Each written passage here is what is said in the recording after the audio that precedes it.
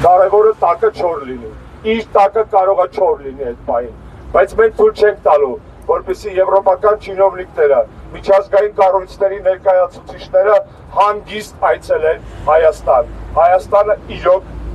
հյուրընկալ երկիր է, բայց Հայաստանը չի անդուրժելու այն մարդկանց, ովքեր գալիս են մեր երկիր տուրիստական այցերով, թեպետ քաղաքական մանդատ ունեն։ Մենք չենք անդուրժելու այն մարդկանց, որոնք իրենց այցերով պարզապես փող են աշխատում, իրենց օրապայիքներով, եւ գալիս են այստեղ լռելու,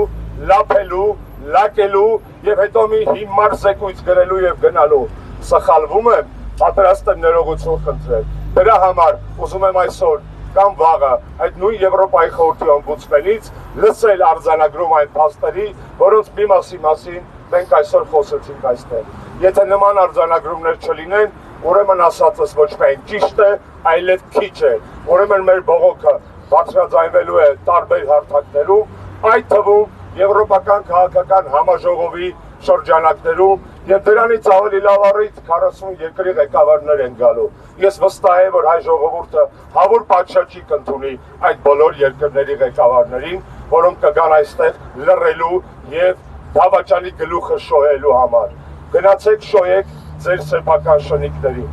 Մեր երկիրը ղեկավարող դավաճանական խունտայի ներկայացների գլուխը պետք է ոչ թե շոյել, այլ պետք է այդ գլխի վրա բերել պատասխանատվություն Հայաստանի Հանրապետության օրենսդրությամբ սահմանված։ Էլ չեմ ասում Աստծո պատժի մասին։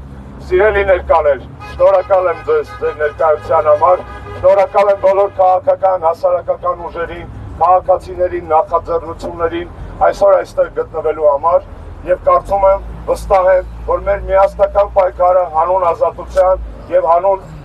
ավելի լավ Հայաստանի շարունակվելու է, անկախ մեր քաղաքական տարաձայնություններից, մեզ միավորող արժեքները, հայ ժողովրդին սոսնձող արժանապատվությունը ավելի ուժեղ է, քան կուսակցական կանոնադրություններն ու ծրագրերի տարբերությունը։ Ես դրան հավատում եմ, վստահ եմ հավատում եք նաև դուք։ Շնորհակալ եմ։ Ազատություն բոլոր քաղբանտարկյալներին։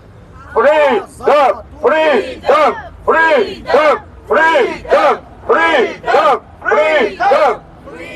Շնորհակալ ենք։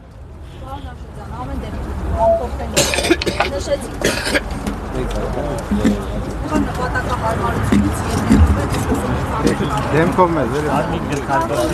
մեզ էլի,